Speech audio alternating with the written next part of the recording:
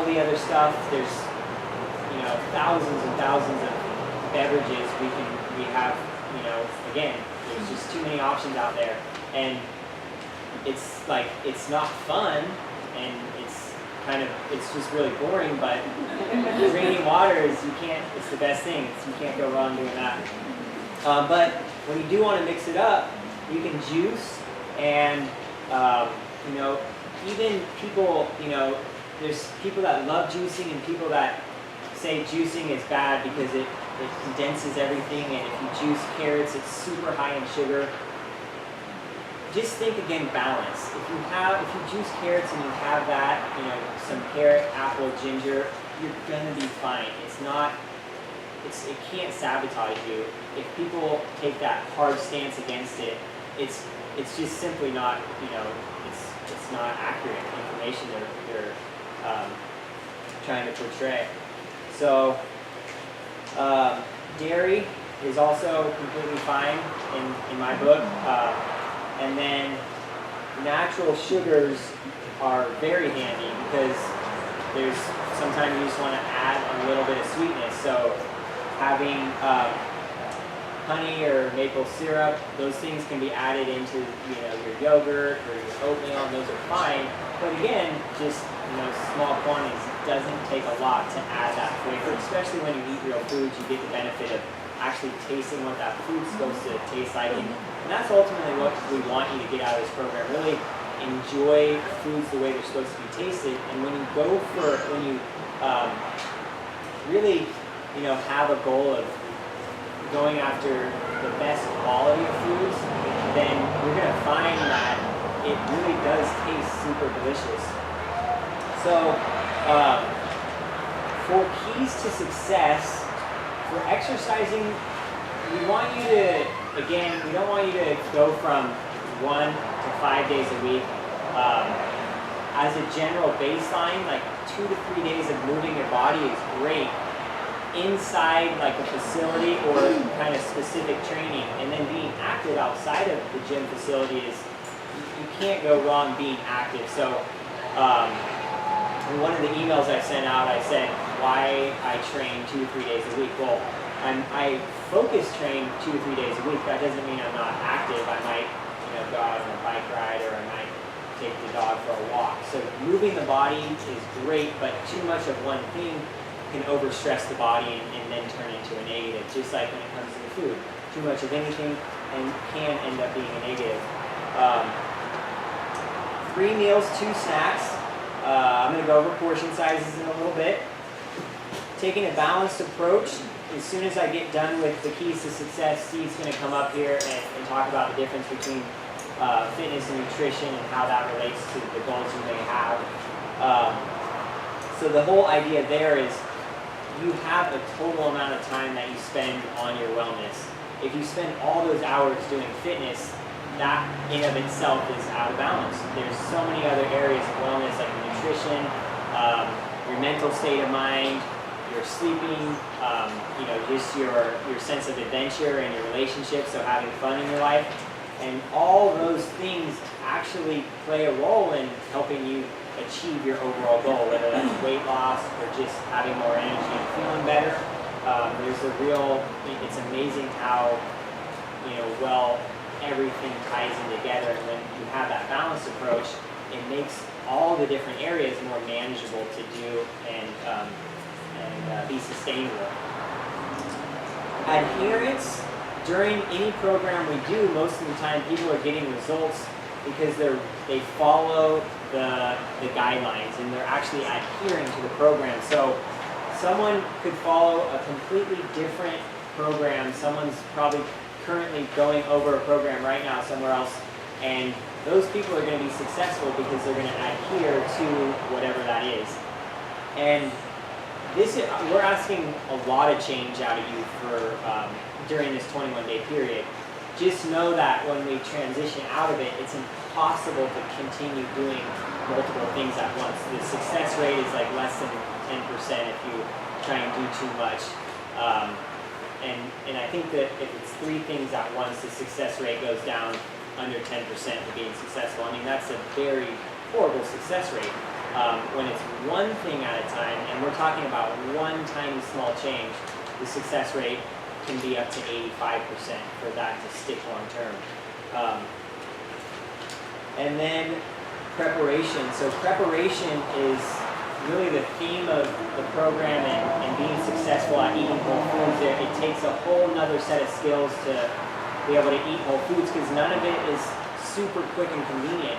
There are some options, like you can grab an apple, and that is quick and convenient, but most of the things that you're going to eat, especially if you don't want to have that real simple whole food diet, it takes time and planning and organization.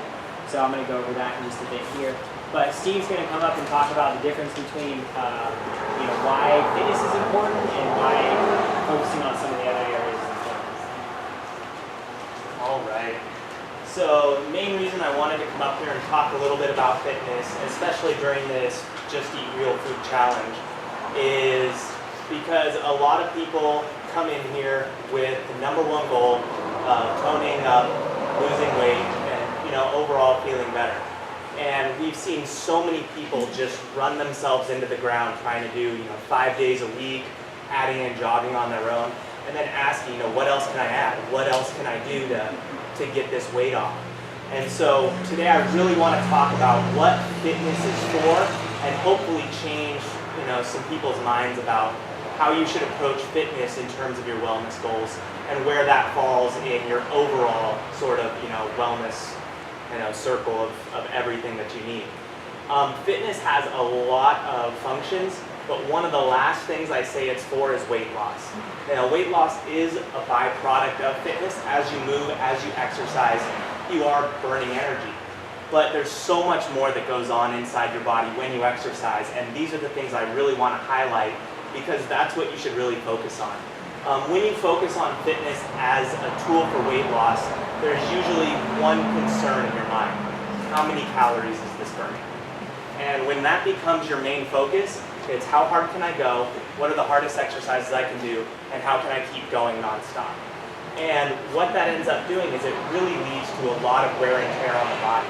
When you're going for those intense exercises, you usually isolate yourself down to just a few.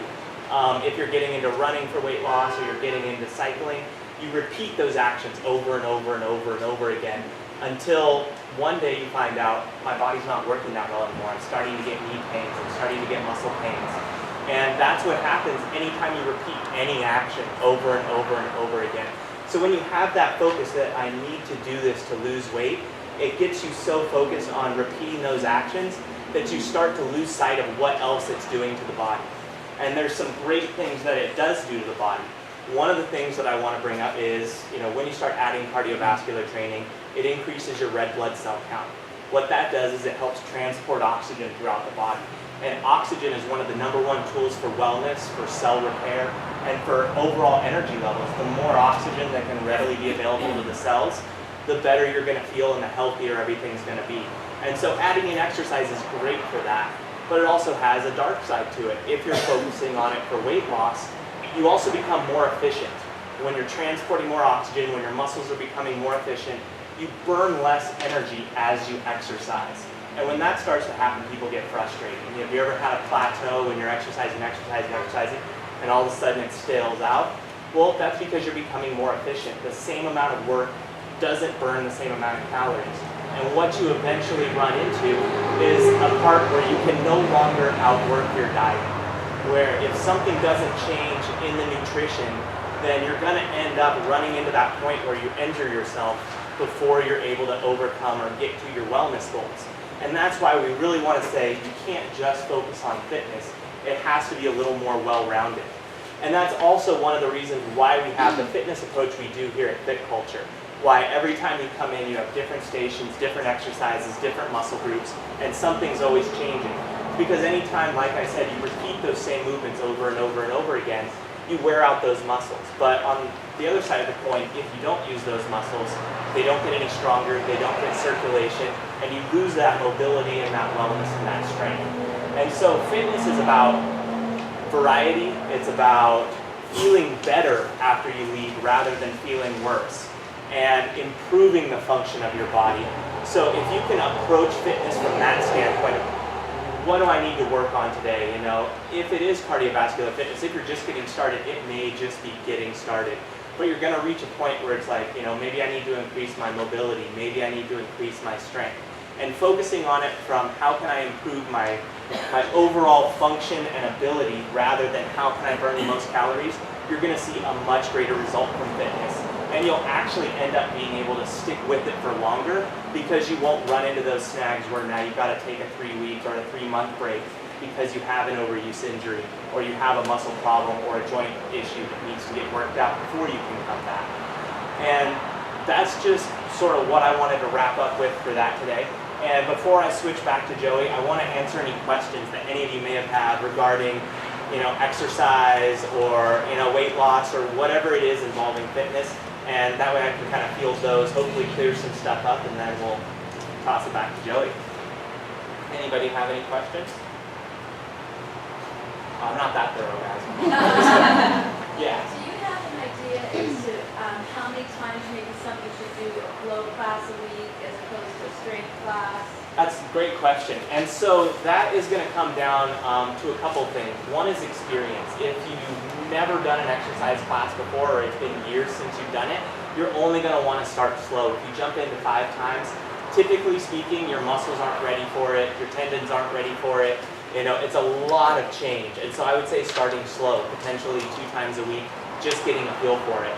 As you get more conditioned and you get stronger and you get, you know, more durable and resilient, because really getting fit is all about overcoming stress. The more stress you put on your body, the more resilient you become. So as you get more adapted to that, you can definitely add more days and, you know, start to find that balance for yourself. I always like having a balance between strength and cardiovascular training. So with, you know, your question, how many times do I do flow? How many times do I do strength? I would say, you know, about 2 and 2, having a nice balance, but once again, that's going to be based on your goals. You know, if your goal is just overall movement and function, and you don't have any necessarily performance goals, so to speak, you know, you're not training for a 5K and wanting to improve your time, or you're not a recreational biker, then you might not need to go that heavy into, you know, strength training. You may be able to just get away with flow, keep that mobility, keep that movement. But if you have a performance goal, you may want to switch the other way. You might be getting your cardio training on your running or on your biking, so you may want to focus more strength training so that that sort of complements what you're looking for. So like I said, it's all about what individually your level is and what your goal is. And then, you know, talking with myself, Joey, or John, we can sort of direct you towards what we think will be a little more optimal for your goals specifically. And then based on where your starting point is, how many days a week that means, and what other type of time is invested. Yeah. What's a flow class?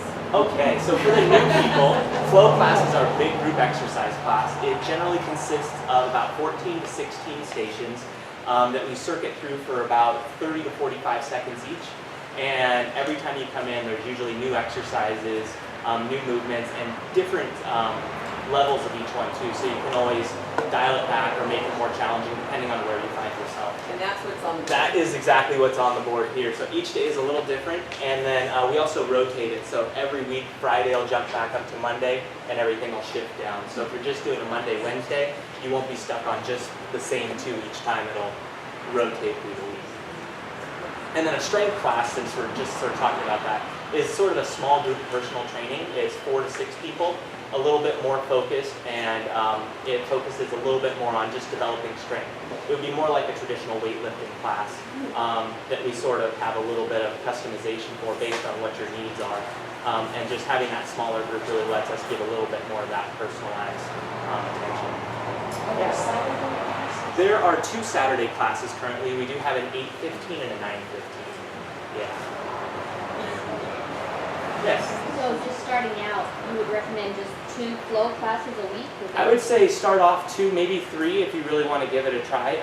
Really listening to your body, but definitely not jumping in from 0 to 5, because 90% of the time you're going to run into an issue if something gets overused, overworked, or is just a little too tired going into one of those days. And you know, we don't want to risk injury. We want to make sure you're progressing gradually. So yeah, 2 to 3 times would be a great place to start. And then based on how you feel, adjusting it from there. Yes? How long do you have to use your 12 classes? Did we put a cap on that? no expiration on the 12 for So this you don't have program. to do it in 21 days. No, typically our passes